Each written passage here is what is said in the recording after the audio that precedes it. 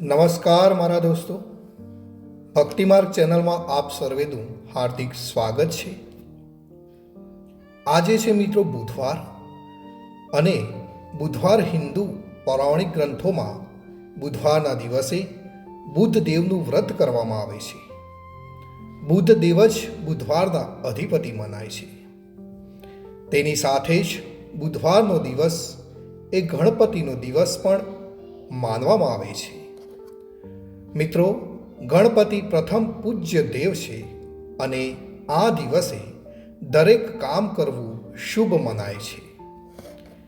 આજે જ્યારે આપણા બધાના ઘરે ગણેશજી બિરાજમાન છે, ત્યારે બુધવારે આ વ્રત કથા કરવું વધુ ફળદાયક છે. આજના આ વિડીયોમાં આપણે જાણીશું કે બુધદેવના વ્રતની કથા અને પૂજા અર્ચના આપણે કેવી રીતે કરવી જોઈએ.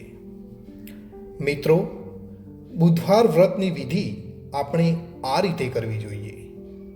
બુધવારનું વ્રત ગ્રહ શાંતિ માટે સૌથી વધારે અસરકારક મનાય છે.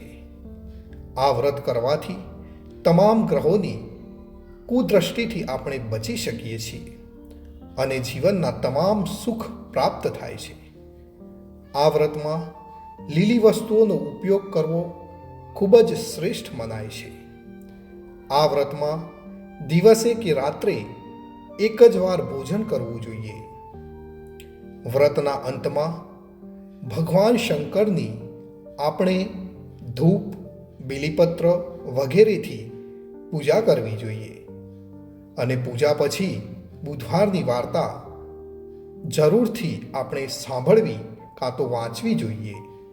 સામાન્ય રીતે બુધવારના દિવસે કોઈ પણ કામ ભગવાન ગણેશજીનું નામ લઈને અને વિઘ્ન કરતા તમારા તમામ વિઘ્નોને દૂર કરશે તે આશાએ શરૂ કરવું જોઈએ.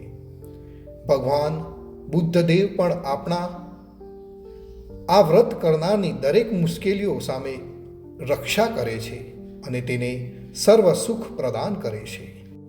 આ કથાને સાંભળનાર અને વાંચનારને બુધવારે બહાર જવા કે પ્રવાસ પર કોઈ દોષ નથી નડતો. હા, પણ એટલું જરૂર યાદ રાખવું કે કથા બાદ આરતી કરી પ્રસાદ લીધા બાદ જ ઘરેથી નીકળવું જોઈએ. તો પછી પ્રવાસમાં આપણને કોઈ પણ મુશ્કેલી આવશે નહીં. ભગવાન બુદ્ધદેવ પોતાના ભક્તોની દરેક રીતે રક્ષા કરે છે. તો હવે આપણે આજે મિત્રો સાંભળીશું બુધવારની વ્રત કથા. મિત્રો, વાર્તા શરૂ કરતા પહેલાં આપ સર્વેને મારી નમ્ર અપીલ છે કે જો તમે ચેનલ ઉપર નવા છો તો ચેનલને મારી એક વિનંતીથી સબસ્ક્રાઈબ કરતા જજો. મિત્રો, એક વખતની વાત છે. એક વ્યક્તિ પોતાની પત્નીને લઈ પોતાના સાસરે જઈ રહ્યો હતો. ત્યાં થોડા દિવસો રહ્યા બાદ તેને પોતાના સાસુ સસરાને પત્નીને વિદાય આપવા માટે કહ્યું.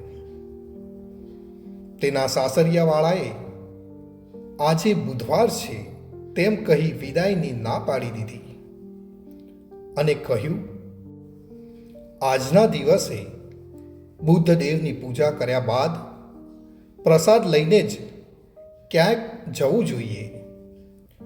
વચ્ચે જવું અશુભ છે. પરિણામે તમે આજે ન જશો, કાલે વિદાય કરી દઈશું. તે વ્યક્તિ આ વાત સાંભળી નારાજ થઈ ગયો અને હઠ કરી પોતાની પત્નીને લઈને ચાલતો થયો. રસ્તામાં પોતાની પત્નીને તરસ લાગી. તે વ્યક્તિ પોતાની પત્નીને રથમાં મૂકી પોતે પાણી લેવા ગયો.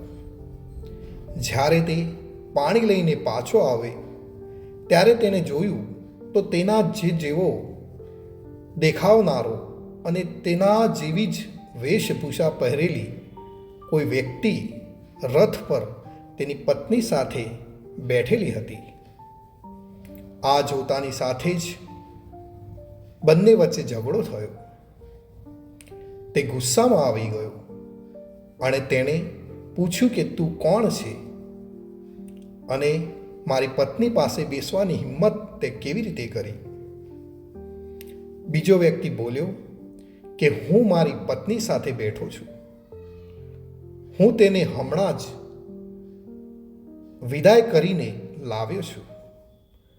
આ વાતે બંને વચ્ચે લડાઈ શરૂ થઈ ગઈ અને આ જ સમયે રાજાના સૈનિકો ત્યાંથી નીકળતા હતા અને આ બંનેને ઝઘડતા જોઈને બંનેને રાજાના સૈનિકો પકડીને રાજ દરબારમાં લઈ ગયા. તમામ વાત જાણી તેમને તેની પત્નીને પૂછ્યું કે તમારો સાચો પતિ કોણ છે? ત્યારે પત્ની પણ ચૂપ થઈ ગઈ અને તેણે પણ કંઈ જ સમજાતું નહોતું. આ વિચિત્ર સ્થિતિને જોઈને તે વ્યક્તિ હેરાન થઈ ઈશ્વરને પોકારવા લાગી કે આ લીલા સામે મારી રક્ષા કરો. ત્યાં જ આકાશવાણી થઈ કે હે મૂર્ખ, આજે બુધવારના દિવસે તારે ગમન ન કરવું જોઈએ. તને બધાએ રોક્યો પણ તે કોઈની વાત માની નહીં, જેથી ભગવાન બુદ્ધ તારાથી રિસાઈ ગયા છે. આ બધી રાસલીલા તેમની જ રચેલી છે. આકાશવાણી સાંભળી તે વ્યક્તિએ તરત જ બુદ્ધદેવની માફી માંગી અને વ્રતને સંકલ્પ કર્યો. તેની સાથે જ બીજો વ્યક્તિ ગાયબ થઈ ગયો.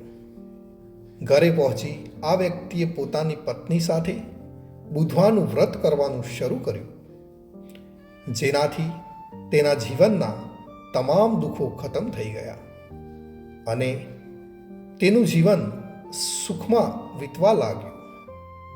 તો મિત્રો, આ હતી આજની બુધવારની વ્રત કથા. ભગવાન બુદ્ધદેવ અને ગણેશજી આપણા સર્વેનું રક્ષણ કરે એવી જ મારી પ્રાર્થના અને મારી મહેનત બદલ એક લાઈક અને ચેનલને સબસ્ક્રાઈબ જરૂરથી કરતા જજો. આપનો ખૂબ ખૂબ આભાર. ધન્યવાદ.